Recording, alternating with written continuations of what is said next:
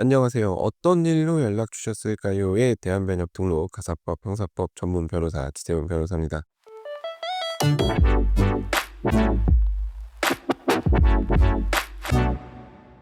자, 오늘은 과연 언제 변호사를 선임해야 되는지에 대해서 좀 얘기를 해 보려고 합니다. 어떻게든 혼자 소송을 하려고 하시는 분들이 참 많아요.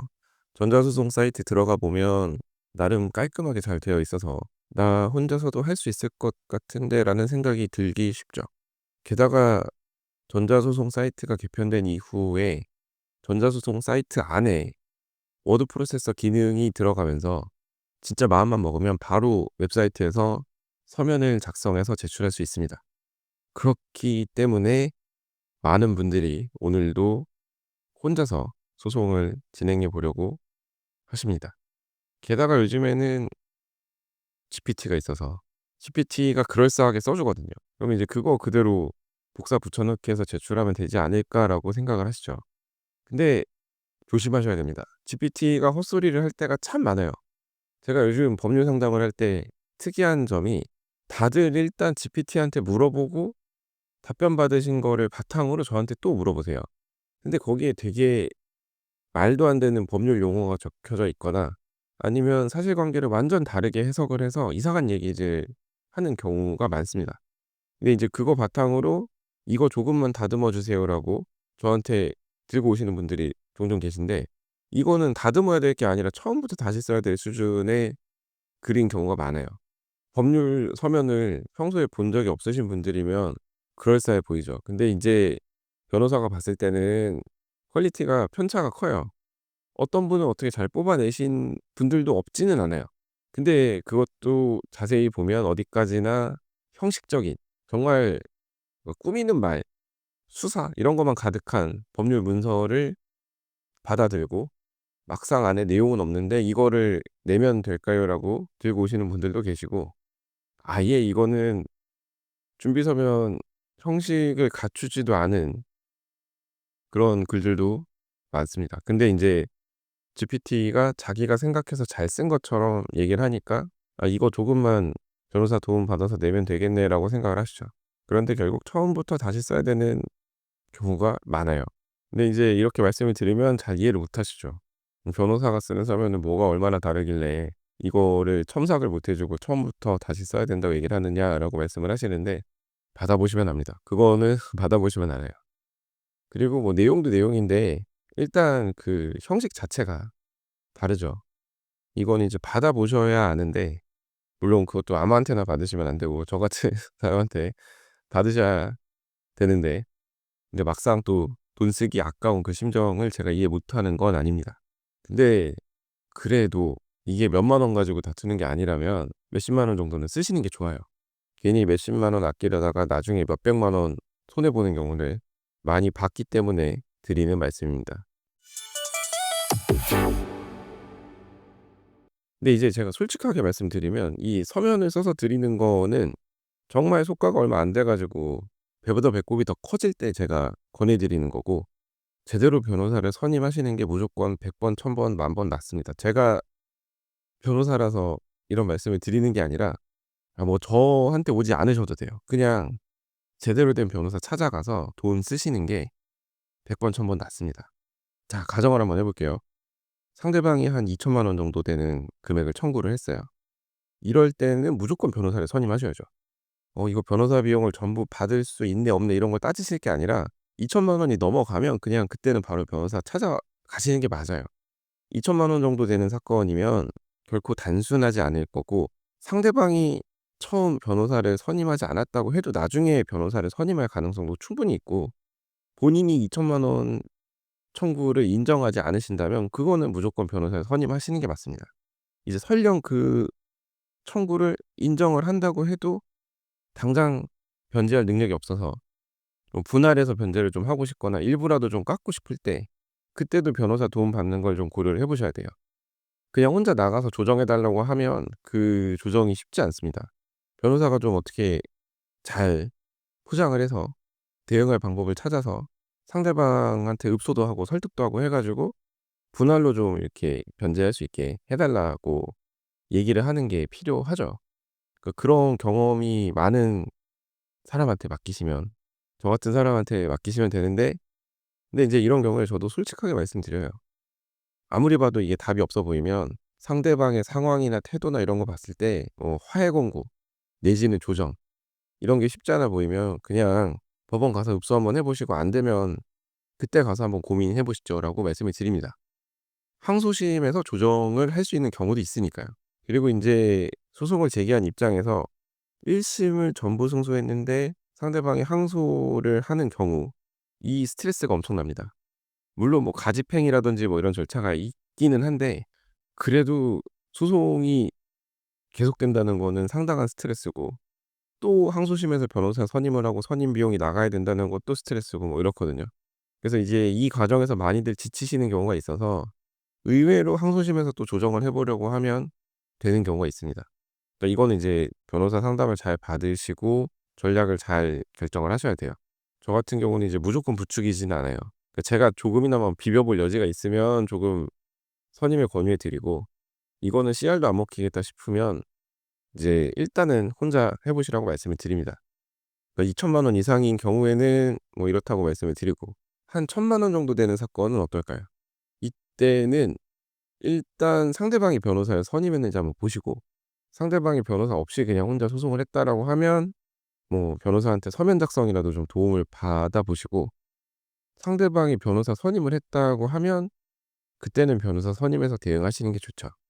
이게 아무리 서면을 잘 써서 내고 어쩌고 해도 법정에서 한두 마디 하는 게 생각보다 크게 영향을 미칠 때가 있거든요. 그러니까 이미 뭐 어떻게 다투기 어려울 정도로 사건이 기울어 버린 거는 어쩔 수 없지만, 본인도 인정을 못 하겠고 하고 싶은 얘기가 많은 경우에는 상대방이 변호사를 선임했다면 그에 맞춰서 변호사를 선임하시는 게 좋습니다. '아 내가 혼자 해 가지고 변호사 이겨 보겠다.' 좋은 생각이 아니에요. 좋게 끝나기가 어렵습니다. 상대방이 변호사를 선임해서 소송을 했다는 건 어느 정도 본인이 승소할 가능성이 있다고 생각하고 소송을 하는 거거든요. 근데 이제 거기에 맨몸으로 맞서는 거는 좋지 않죠. 이런 경우에 뭐 '서면만 도움을 받고 싶다.' 그것도 딱히 좋은 생각은 아닌 게, 변호사를 선임한 이상 상대방의 서면을 한 번만 내고 끝낼 가능성이 높지 않아요. 여기에서 서면을 내면 또 반박하는 서면을 낼 거고, 그럼 그거 반박하기 위해서 또 다른 서면을 제출해야 되고, 이런 상황이다 보니까 한 건만 달랑 변호사한테 맡겨 가지고는 사건을 깔끔하게 끝내기가 좀 어렵죠. 어차피 본인이 인정 안 할 상황이라면 변호사 선임해서 제대로 다투시는 게 나아요. 변호사 비용 나중에 아까워할 게 아니라, 그래야 나중에 조정이라도 해서 상대방 변호사 비용이라도 좀 내지 않게 끝내죠. 이제 변호사한테 사건을 맡기시면 변호사가 객관적으로 상황 판단을 해서 이거는 딱 봐도 답이 없다 싶으면 뭐 합의를 권한다든지, 아니면 진짜 이제 상대방 대리인 혹은 상대방한테 연락해서 쪼끔 합의 시도를 한다든지 뭐 이렇게 할 수가 있는데, 본인 혼자 소송에 임하시게 되면 이게 지금 어떤 상황인지 파악하시기가 좀 어렵고, 그냥 기각을 구한다고 밀고 나가시거나, 판사님이 더 낼 거 있는지 없는지 물어볼 때 더 낼 거 있다고 하면서 불필요하게 소송을 본인도 모르는 사이에 지연을 시키거나 뭐 이렇게 될 수가 있거든요. 그러니까 이제 변호사 없이 소송을 진행하는 거는 절차 하나도 사실은 쉽지 않아요. 그러니까 나중에 한번 해 보면 뭐가 뭔지 알 수 있는데, 그냥 혼자 처음 소송을 하다 보면 모르는 것도 많고 그걸 물어본다고 누가 쉽게 가르쳐 주지도 않고 그렇거든요. 막 이것저것 챙기느라 더 머리가 아파져요.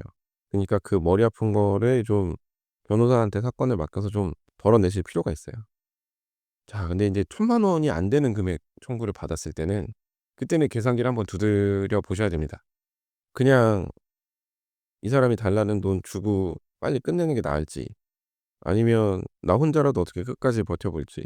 근데 이제 보면 1,000만 원이 안 되는 금액 같은 경우 이게 소송에서 이겨도 결국 상처뿐인 승리 뭐 이런 느낌을 많이 받거든요. 왜냐면 평일에 시간도 써야 되고 이 소송 사건을 따라가려면 이것저것 찾아보고 그때그때 상담받거나 뭐 해야 되고 하니까 생각보다 신경을 많이 쓰게 됩니다. 이게 금액이 3천만 원이 됐건 300만 원이 됐건 소송이 걸려 있으면 그 신경 쓰이는 게 비슷해요. 크게 차이 나지 않아요. 그러니까 막 이거를 신경 써 가지고 내가 이겨서 방어를 했다고 해도 마냥 기쁜지는 좀 고민해 보셔야 될 문제긴 합니다.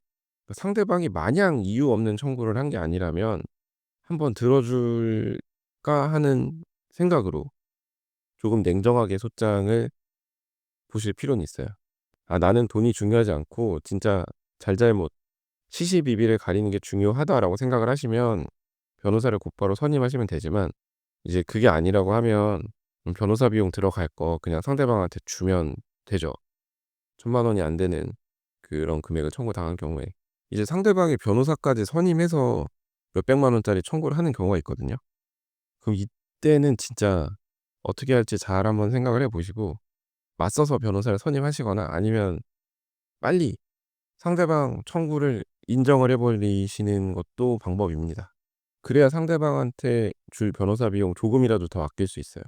이게 소송 비용 산입과 관련해서 청구를 그냥 인정해 버리면 뭐 금액과 무관하게 청구를 인정하면 상대방이 변호사 비용 전액을 청구를 못 하거든요. 그러니까 법원에서 한 절반 정도 깎아요. 그렇기 때문에 아싸리 그냥 인정을 하는 것도 어떻게 보면 방법입니다. 이게 이제 1,000만 원이 넘어가는 금액을 그냥 본인이 인정하기는 쉽지 않지만 그에 못 미치는 금액이라고 하면 깔끔하게 빨리 인정하고 정리하시는 게 좋을 수도 있어요. 그래서 오늘은 이렇게 변호사 선임이 필요한 경우에 대해서 한번 얘기를 해 봤는데요. 그냥 이렇게 생각하시는 게 편해요.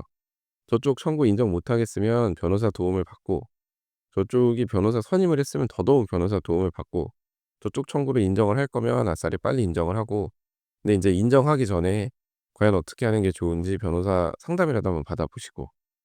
뭐 너무 뻔한 얘기를 했나요? 근데 생각보다 변호사 선임이 진짜 필요한지 아닌지, 사실은 "나 변호사 선임 안 하고 싶은데 어떻게 방법이 없을까요?"라고 물어보시는 분들이 많이 계셔서 오늘 얘기를 한번 해 봤습니다. 아마 주기적으로 제가 이런 얘기를 하지 않을까 싶은데, 변호사 도움은 받으실 수 있으면 받는 게 좋아요. 꼭 제가 아니더라도 다만 제대로 된 변호사한테 도움을 받으시기를 바라며 오늘 이렇게 얘기를 해 봤습니다. 자, 오늘 제가 준비한 얘기는 여기까지이고요. 오늘도 끝까지 들어 주셔서 감사합니다. 자, 다음 에피소드에서는 더 흥미롭고 유익하고 현실적인 그런 법률 이야기로 찾아뵙도록 하겠습니다. 이상 대한변협 등록 가사법 형사법 전문 변호사 지세훈 변호사였습니다. 감사합니다.